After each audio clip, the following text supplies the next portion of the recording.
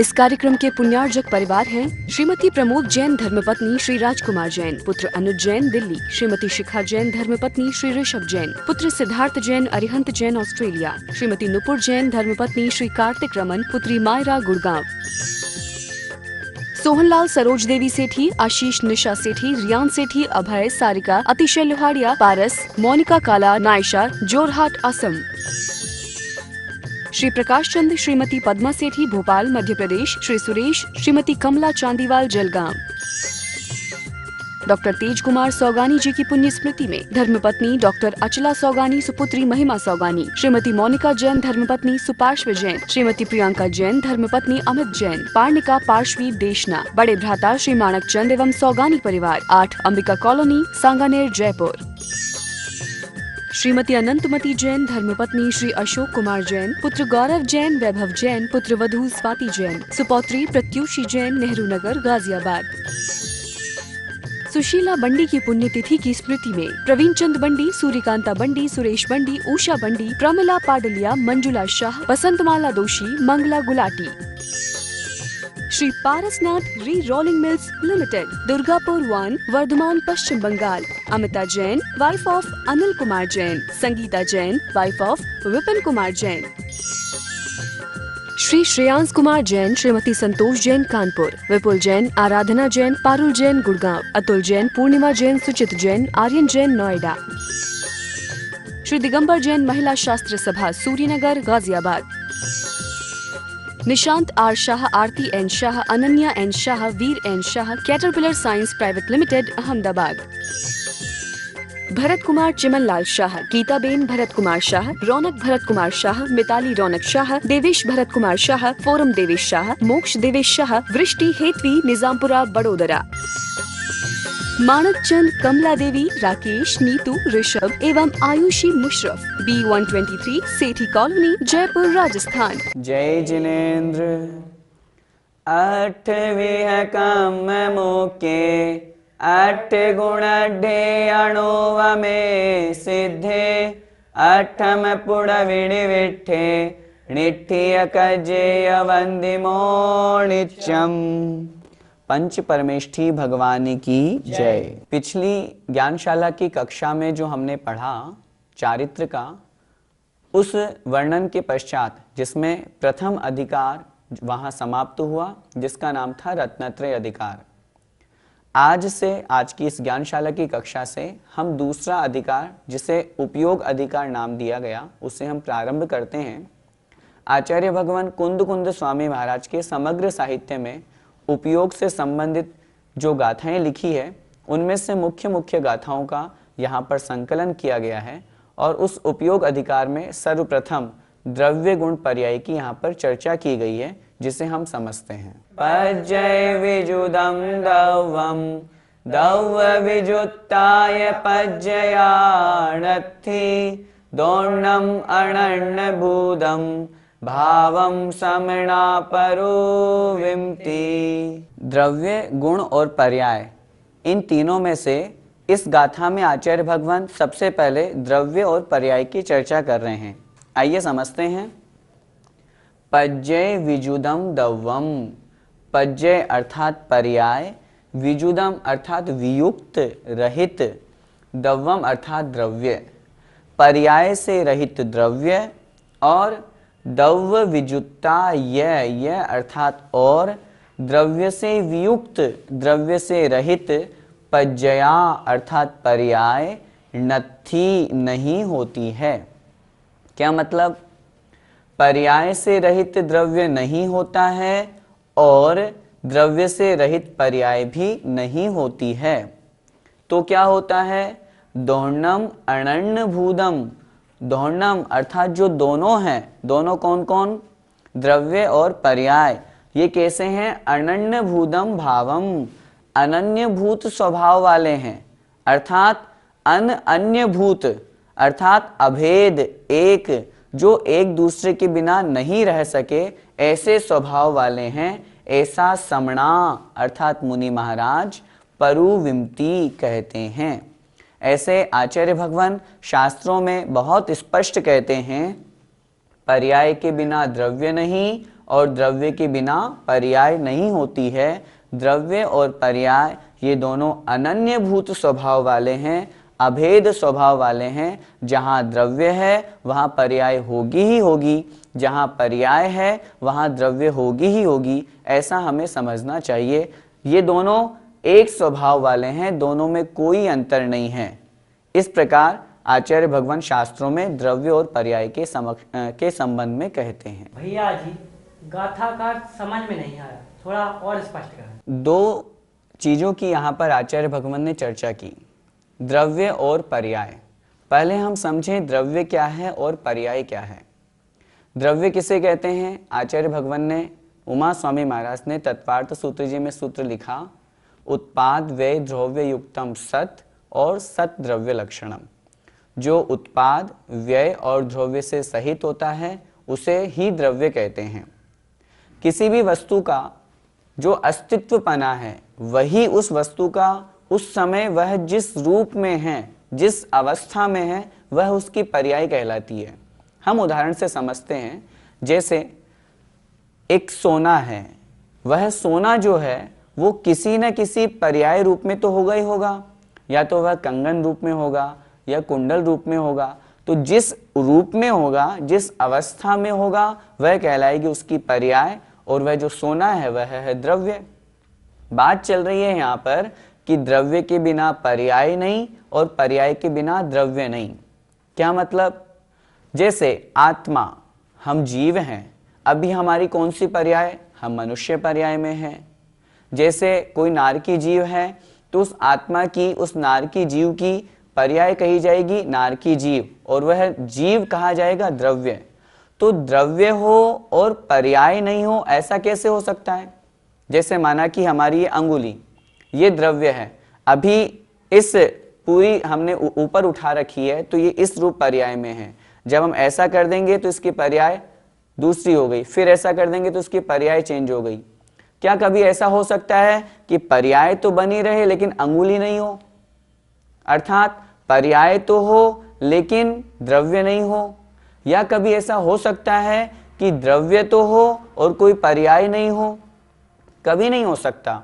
इसलिए आचार्य भगवान ने यहाँ बहुत स्पष्ट लिखा, उत्पाद, नवीन पर्याय की उत्पत्ति को उत्पाद कहते हैं, पूर्व पर्याय के विनाश को व्यय कहते हैं। लेकिन इन दोनों अवस्थाओं में जो हमेशा बना हुआ है, जो द्रव्य रूप में है, नित्य है, उसे कहते हैं द्रव्य। जैसे यह एक पुस्तक है, पुस्तक जब तक है वह पुद्गल द्रव्य अभी पुस्तक के रूप में है। साल, 6 महीने, 2 साल, 5 साल, 10 साल बाद जब इसकी अवस्था समाप्त हो जाएगी, गल जाएगी, माना कि इसको हमने अग्नि विसर्जित कर दिया, तो यह जो पुस्तक रूप पर्याय है यह परिवर्तित होकर के राख रूप पर्याय में परिणमित हो गई। द्रव्य तो यहाँ पर भी पुद्गल था, द्रव्य वहां पर भी पुद्गल है, लेकिन उसकी कोई ना कोई पर्याय रहेगी ही रहेगी। उस समय उसकी राख रूप पर्याय हो गई, अभी यह पुस्तक रूप पर्याय है। तो यहाँ इस गाथा में यही समझाया गया है कि कोई भी द्रव्य है तो उसकी कोई ना कोई पर्याय होगी ही होगी। पर्याय की परिभाषा आचार्य भगवान उमा स्वामी महाराज ने तत्वार्थ सूत्र के 5वें अध्याय में अंतिम 42वें सूत्र में लिखा, तद भावः परिणामः। तद मतलब वह जो द्रव्य है, उस द्रव्य का जो भाव है, वह जिस रूप में है, उसी का नाम है परिणाम अर्थात पर्याय। कोई सा भी द्रव्य, हम पुद्गल द्रव्य की बात करें, यह जो पेन है, यह पेन अभी पुद्गल द्रव्य इस पेन रूप पर्याय के रूप में है। यह पेन रूप में है, इसीलिए यह पेन उस पुद्गल द्रव्य की पर्याय हो गई। तो द्रव्य और पर्याय दोनों हमेशा साथ में होगी ही होगी। आप खूब चिंतन करें, मुझे एक भी ऐसा एग्जाम्पल बताओ जो द्रव्य तो हो लेकिन पर्याय नहीं हो। ऐसा कभी हो ही नहीं सकता।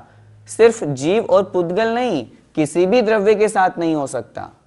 ऐसा भी नहीं हो सकता कि पर्याय तो हो और द्रव्य ही नहीं हो, कभी नहीं हो सकता। इसीलिए आचार्य भगवान यहां बहुत स्पष्ट कह रहे हैं, द्रव्य और पर्याय दोनों एक रूप हैं, दोनों एक दूसरे के बिना नहीं रह सकते। जहां द्रव्य होगा वहां पर पर्याय होगी ही होगी, और जहां पर्याय होगी वहां निश्चित रूप से द्रव्य होगा ही होगा। भैया जी, यहाँ पर अनन्य रूप अनन्य भूत से क्या समझा जाए? अनन्य भूत, अन्य भूत, अन मतलब नहीं है, अन्य मतलब दूसरे स्वरूप, अर्थात जो अन्य रूप नहीं है, भेद रूप नहीं है, अलग अलग नहीं है, एक ही है, एक ही स्वरूप वाले हैं, अर्थात जो एक दूसरे के बिना नहीं रह सकते, उसे कहते हैं अनन्य भूत। उदाहरण से हम समझें, जैसे गोरस, गोरस हो और उस गोरस के अंतर्गत जो आगे जाकर के दूध, दही, घी आदि जो उसकी पर्याय रूप परिणमन होने वाला है वो नहीं हो, और दूध, दही, घी आदि पर्याय रूप परिणमन हो और गोरस नहीं हो, क्या कभी ऐसा हो सकता है? समझें फिर से, गोरस हुआ द्रव्य और वह गोरस दूध है, दही रूप परिणमित हुआ, घी रूप परिणमित हुआ, यह कहलाए उसकी पर्याय। हम आपसे पूछना चाहते हैं, गोरस हो और उसमें घी दूध रूप पर्याय परिणमित नहीं हो, ऐसा नहीं हो सकता। द्रव्य है तो पर्याय होगी ही होगी। हम ये कहें ये घी तो है लेकिन गोरस नहीं है, ऐसा कैसे कह देंगे? पर्याय है तो वह उसका द्रव्य तो होगा ही होगा। गोरस द्रव्य है तभी तो वो घी रूप पर्याय में परिणमित हुआ। यदि द्रव्य नहीं होता तो फिर वह घी रूप पर्याय में कैसे परिणमित होता? इसीलिए द्रव्य और पर्याय दोनों एक रूप हैं, दोनों एक दूसरे के बिना नहीं रह सकते। जहां द्रव्य है वहां पर्याय होगी ही होगी। भैया जी, जो जीव मोक्ष को प्राप्त हो गए हैं उनकी कौन सी पर्याय मानी जाए? सिद्ध भगवान हैं, द्रव्य की अपेक्षा बात करें तो जीव द्रव्य तो है ही, अभी वो सिद्ध अवस्था में हैं तो वह सिद्ध अवस्था ही उनकी पर्याय है। अष्ट कर्मों को नष्ट करने के पश्चात जब वो सिद्धालय सिद्ध क्षेत्र में विराजमान हैं तो अगुरु लघु गुण जो शुद्ध द्रव्यों में परिणमन का निमित्त बनता है, उस रूप शुद्ध शुद्ध शुद्ध प्रति समय परिणमन तो बनेगा ही बनेगा, तभी तो द्रव्य है। द्रव्य की परिभाषा हमने पढ़ी, उत्पाद व्यय द्रव्य युक्तम सत, जिसमें उत्पाद भी हो, व्यय भी हो और द्रव्य नित्यता भी बनी रहे। तो उत्पाद और व्यय ये पर्याय की अपेक्षा से ही तो होगा। और जब पर्याय में परिणमन की बात करेंगे तो आचार्यों ने शास्त्रों में लिखा, शुद्ध द्रव्यों में अगुरु लघु नामक गुण होता है, उस गुण के निमित्त से षड्गुणी हानि षड्गुणी वृद्धि ये परिणमन प्रति समय चलता रहता है, और प्रति समय परिणमन चलने का नाम ही पर्याय है। तो उस अवस्था में भी उनकी वह पर्याय हमें समझनी चाहिए। जो सिद्ध भगवान पूर्व अवस्था में पद्मासन से मोक्ष को प्राप्त हुए, उनकी उस सिद्धालय में पद्मासन स्वरूप व्यंजन पर्याय है। जो खड्गासन से मोक्ष को प्राप्त हुए, उनकी वहां पर खड्गासन स्वरूप व्यंजन पर्याय है। तो पर्याय तो कोई ना कोई रहेगी ही रहेगी, बिना पर्याय के द्रव्य नहीं। यदि हम यह कहें कि नहीं कौन सी पर्याय माने, हमें तो नहीं समझ आ रही, या पर्याय ही नहीं होती होगी वहां, तो वो तो शुद्ध हो चुके, सिद्ध हो चुके, तो जब अगर हम पर्याय नहीं मानेंगे तो फिर उनके द्रव्यत्व पर भी प्रश्न चिन्ह उठेगा। फिर वो द्रव्य कौन से माने जाएं? उत्तर मिलेगा जीव द्रव्य माने जाएं। तो जब शुद्ध जीव द्रव्य हम मान रहे हैं तो फिर पर्याय तो माननी ही पड़ेगी, क्योंकि द्रव्य बिना पर्याय के होता ही नहीं। गुण पर्यायवत द्रव्यम, द्रव्य में गुण और पर्याय तो पाई ही जाती है, बिना पर्याय के द्रव्य होता ही नहीं है। द्रव्य और पर्याय इन दोनों की अनन्यता, इन दोनों की अभेदता को समझाने के पश्चात आचार्य भगवान कुंद कुंद स्वामी महाराज अब द्रव्य और गुण के बारे में समझा रहे हैं कि द्रव्य और गुण में क्या कोई अंतर है या वे भी अभेद रूप है। आइए समझते हैं। द्रव्येण विणाण गुणा गुणे ही द्रव्यम विणाण संभवति अवधिरितो भावो द्रव्य गुणाणम भवति तमहा। द्रव्येण विणाण गुणा, द्रव्येण अर्थात द्रव्य के, विणा अर्थात बिना, ण अर्थात नहीं होते हैं, गुणा अर्थात गुण। द्रव्य के बिना गुण नहीं होते हैं। गुणे ही द्रव्यम विना न संभवति, गुणे ही गुण भी जो हैं वो द्रव्यम विना द्रव्य के बिना, न संभवति अर्थात नहीं होते हैं। द्रव्य के बिना गुण नहीं होते हैं और गुण के बिना द्रव्य भी नहीं होता है। अव्यतिरिक्तो भावो, कैसे हैं ये द्रव्य और गुण? अव्यतिरिक्त भाव वाले हैं। अव्यतिरिक्तो अर्थात अव्यतिरिक्त, व्यतिरिक्त मतलब अलग अलग, जुदा जुदा, यहाँ लिख रहे हैं जुदा नहीं हैं, अर्थात द्रव्य और गुण ये अलग अलग नहीं हैं, ये दोनों एक ही हैं, ऐसे स्वभाव वाले होते हैं। द्रव्य गुणाणम हवदि तमहा, तमहा अर्थात इसलिए, इसलिए द्रव्य और गुण अव्यतिरिक्तो भावो हवदि, अव्यतिरिक्त स्वभाव वाले होते हैं। क्या मतलब, एक बार फिर से समझें। यहाँ बात कर रहे हैं हम द्रव्य की और गुण की। पहली पंक्ति में कहा द्रव्येण विणाण गुणा, अर्थात जो गुण है वो द्रव्य के बिना नहीं होते, जो गुण है वो किसी न किसी द्रव्य के आश्रय से होंगे ही होंगे। गुणे ही द्रव्यम विणाण संभवति, और जो द्रव्य है वो भी गुणों के बिना संभव नहीं, कोई न कोई द्रव्य है उसमें कोई न कोई गुण पाया ही जाएगा, यह नियम है। इसलिए तमहा, इसलिए द्रव्य गुणाणम, द्रव्य और गुण कैसे होते हैं? अव्यतिरिक्तो भावो, अव्यतिरिक्त स्वभाव वाले होते हैं।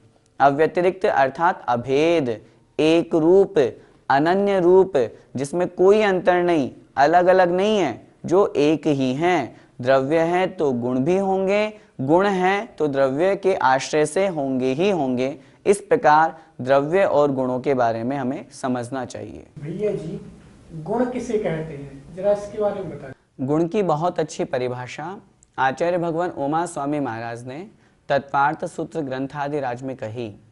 द्रव्याश्रया निर्गुणा गुणाः, गुण किसे कहते हैं? जो द्रव्य आश्रया, जो किसी न किसी द्रव्य के आश्रय से रहते हैं। निर्गुणा, जिसमें कोई दूसरा गुण नहीं पाया जाता, उसी का नाम है गुण। जैसे जीव का जो गुण है वह है ज्ञान दर्शन। क्या ज्ञान गुण में दर्शन गुण पाया जाता है? उत्तर मिलेगा नहीं। क्या दर्शन गुण में ज्ञान गुण पाया जाता है? उत्तर मिलेगा नहीं। यह जो ज्ञान और दर्शन गुण है ये जीव द्रव्य में है, तो जीव द्रव्य के आश्रय से रह रहे हैं। क्या कभी ऐसा हो सकता है कि ज्ञान दर्शन सामने आप अलग करके दिखा सकते हो कि ये गुण अलग और जीव द्रव्य अलग? ऐसा हो ही नहीं सकता। तो कहने का तात्पर्य, गुण जो किसी न किसी द्रव्य के आश्रय से होते हैं, जिसमें कोई दूसरा अन्य गुण नहीं पाया जाता, उसे ही गुण कहते हैं। यहाँ आचार्य भगवान द्रव्य और गुण की बात कर रहे हैं। ये दोनों अनन्य भूत हैं, एक ही स्वरूप वाले हैं। कैसे? जैसे क्या कभी ऐसा हो सकता है कि सोना तो हो, उसमें पीलापन तो हो, लेकिन सोना नहीं हो? स्वर्ण है तो पीत वर्ण उसका गुण हो गया, सोना हो गया द्रव्य, पीत वर्ण हो गया उसका गुण। क्या कभी ऐसा हो सकता है कि सोना तो हो और पीलापन नहीं हो, या कहीं पीलापन की जब हम बात करें तो वहां स्वर्णपना नहीं हो? क्या कभी ऐसा हो सकता है कि जीव द्रव्य हो और उसमें ज्ञान दर्शन गुण नहीं पाए जाते हो? एक दो उदाहरण बता दीजिए। चाहे वह एकेंद्रिय हो, चाहे पंचेंद्रिय हो, नारकी हो, मनुष्य हो, देव हो, तिर्यंच हो, किसी भी गति का जीव हो, कितने भी इंद्रिय जीव हो, चाहे वह निगोदिया भी क्यों ना हो, उसमें ज्ञान दर्शन गुण तो पाया ही जाएगा। क्यों पाया जाएगा? क्योंकि वह जीव द्रव्य है। तो जहां द्रव्य है वहां गुण होंगे ही होंगे, और जो गुण हैं वो किसी न किसी द्रव्य के आश्रय से रहेंगे ही रहेंगे। इस प्रकार समझना चाहिए। भैया जी, गाथा में द्रव्य और गुण तो समझ में आ गए, लेकिन अब ये अव्यतिरिक्त भावों से हमें क्या लेना चाहिए? आपने द्रव्य और गुणों को समझ लिया। उन द्रव्य और गुणों का एक रूप होने का नाम ही है अव्यतिरिक्तो भावो, अर्थात अव्यतिरिक्त होना, अलग अलग नहीं होना, जुदा नहीं होना, उसी का नाम है अव्यतिरिक्तो भावो। उदाहरण से हम समझें। हम आपसे कहें सोना सामने रखा हुआ है, भैया एक काम करो, मुझे इसमें से पीलापन दे दो। सोना तुम रख लो, मुझे तो सिर्फ पीलापन दे दो। तो आप क्या बोलेंगे? नहीं दे सकते। कैसे देंगे? दे ही नहीं सकते। यदि सोना है तो पीत वर्ण उसमें से अलग नहीं किया जा सकता। क्यों? क्योंकि वह उसके साथ में ही है, अलग अलग नहीं है, प्रत्येक अंश में है। उसको हम पीलापन को अलग कर ही नहीं सकते। जैसे चांदी रखी हुई है, हम आपसे कहें हमें चांदी नहीं चाहिए, हमें तो बस उसका सफेदपन जो श्वेत वर्ण है वो हमको दे दीजिए, उत्तर मिलेगा पूरी चांदी ले लो, दोनों चीजें आ जाएंगी। कहने का तात्पर्य है द्रव्य है और गुण है, दोनों एक साथ हैं, अलग अलग नहीं है। हम श्वेत वर्ण को और चांदी को अलग अलग दिखा नहीं सकते कि ये है श्वेत वर्ण और ये है चांदी और दोनों मिल गए, ऐसा नहीं होता है। हम जीव द्रव्य हैं, जीव द्रव्य में ज्ञान और दर्शन आदि, मुख्यतया अपन दो गुणों की चर्चा कर रहे हैं, ज्ञान दर्शन गुण की। ये ज्ञान दर्शन गुण प्रत्येक जीव द्रव्य में पाए जाता है। हम आपसे निवेदन करें, आप एक काम कीजिए, हमें ऐसे नहीं समझ में आ रहा, आप हमें ज्ञान दर्शन अलग बताइए और जीव अलग बताइए, क्या उत्तर मिलेगा? ऐसा कभी अलग हो ही नहीं सकता, कर ही नहीं सकते। इसलिए नहीं कर सकते क्योंकि ये दोनों एक रूप ही हैं, अलग अलग नहीं है। जो जीव है वह ज्ञान दर्शन रूप ही है और जो ज्ञान दर्शन है वह जीव रूप ही है। ऐसा भी नहीं है, जीव द्रव्य के असंख्यात प्रदेश होते हैं, तो कुछ प्रदेशों में ज्ञान गुण होगा, कुछ प्रदेशों में दर्शन गुण होगा, कुछ प्रदेशों में अन्य दूसरा गुण होगा। ऐसा भी नहीं होता, पूरे असंख्यात प्रदेशों में ज्ञान गुण है, दर्शन गुण है और अन्य भी गुण हैं। एक प्रदेश हमने अलग कर दिया और कहा ज्ञान गुण हमने ले लिया, शेष में नहीं रहा, ऐसा नहीं होता है। इस प्रकार बहुत स्पष्ट अपन समझें, चाहे जीव द्रव्य हो, पुद्गल हो, धर्म अधर्म, आकाश काल, कोई सा भी द्रव्य हो, उसमें जो गुण पाया जाता है वो अव्यतिरिक्त है, अलग अलग नहीं है, बिल्कुल मिले हुए हैं, एक रूप ही हैं, और यही द्रव्य और गुण की विशेषता होती है। भैया जी, हमें द्रव्य गुण और पर्याय में क्या संबंध समझना चाहिए? संबंध तीन प्रकार के होते हैं, संयोग संबंध, संश्लेष संबंध और तादात्म्य संबंध। संयोग संबंध अर्थात जैसे हम हैं और हमने अंगूठी पहनी, जब चाहा मन उतार दी, अलग कर दिए, कपड़े पहने अलग कर दिए, संयोग हुआ और वियोग हो गया, इसका नाम है संयोग संबंध।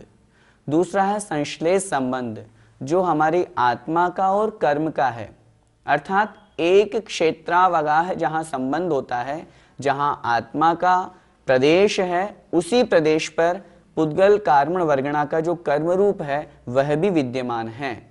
कर्म निर्जरा आदि के माध्यम से हमने उस कर्म को अलग किया तो वह आत्मा शुद्ध हो गई, लेकिन जब तक दोनों साथ में थे, बिल्कुल एक क्षेत्रावगाह ही थे, यह कहलाया संश्लेष संबंध।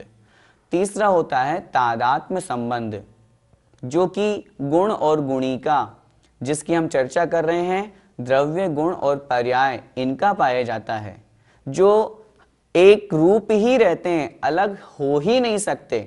जैसे गुण और गुणी, हम बात करें गुण, ज्ञान दर्शन गुण, गुणी कौन? जो उन गुणों को धारण करने वाला है, अर्थात जीवात्मा। जय जिनेन्द्र। इस कार्यक्रम के पुण्यार्जक परिवार हैं श्रीमती प्रमोद जैन धर्मपत्नी श्री राजकुमार जैन, पुत्र अनुज जैन दिल्ली, श्रीमती शिखा जैन धर्मपत्नी श्री ऋषभ जैन, पुत्र सिद्धार्थ जैन अरिहंत जैन ऑस्ट्रेलिया, श्रीमती नुपुर जैन धर्मपत्नी श्री कार्तिक रमन, पुत्री मायरा गुड़गांव। सोहनलाल सरोज देवी सेठी, आशीष निशा सेठी, रियान सेठी, अभय, सारिका, अतिशय लोहाड़िया, पारस, मोनिका काला, नायशा, जोरहाट असम। श्री प्रकाश चंद, श्रीमती पद्मा सेठी भोपाल मध्य प्रदेश, श्री सुरेश, श्रीमती कमला चांदीवाल जलगांव। डॉक्टर तेज कुमार सौगानी जी की पुण्य स्मृति में धर्मपत्नी डॉक्टर अचला सौगानी, सुपुत्री महिमा सौगानी, श्रीमती मोनिका जैन धर्मपत्नी सुपार्श्व जैन, श्रीमती प्रियंका जैन धर्मपत्नी अमित जैन, पार्णिका पार्श्वी देशना, बड़े भ्राता श्री माणक चंद एवं सौगानी परिवार, 8 अंबिका कॉलोनी, सांगानेर, जयपुर। श्रीमती अनंतमती जैन धर्मपत्नी श्री अशोक कुमार जैन, पुत्र गौरव जैन, वैभव जैन, पुत्र वधू स्वाति जैन, सुपौत्री प्रत्युषी जैन, नेहरू नगर, गाजियाबाद। सुशीला बंडी की पुण्यतिथि की स्मृति में प्रवीण चंद बंडी, सूर्यकांता बंडी, सुरेश बंडी, उषा बंडी, प्रमिला पाडलिया, मंजुला शाह, बसंतमाला दोशी, Mangla Gulati. Shri Parasnath re rolling mills limited, Durgapur 1, Vardhaman, Paschim Bangal. Amita Jain, wife of Anil Kumar Jain. Sangeeta Jain, wife of Vipin Kumar Jain. Shri Shreyansh Kumar Jain, Shrimati Santosh Jain, Kanpur. Vipul Jain, Aradhana Jain, Parul Jain, Gurgaon. Atul Jain, Purnima Jain, Suchit Jain, Aryan Jain, Noida. Shri Digambar Jain, महिला शास्त्र सभा, Suryanagar, Ghaziabad. Nishant R Shah, Aarti N Shah, Ananya N Shah, Veer N Shah, Caterpillar science private limited, Ahmedabad.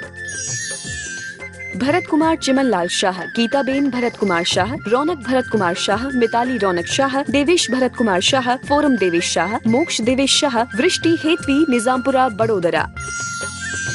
मानक चंद, कमला देवी, राकेश, नीतू, ऋषभ एवं आयुषी मुशरफ, B123, सेठी कॉलोनी, जयपुर, राजस्थान।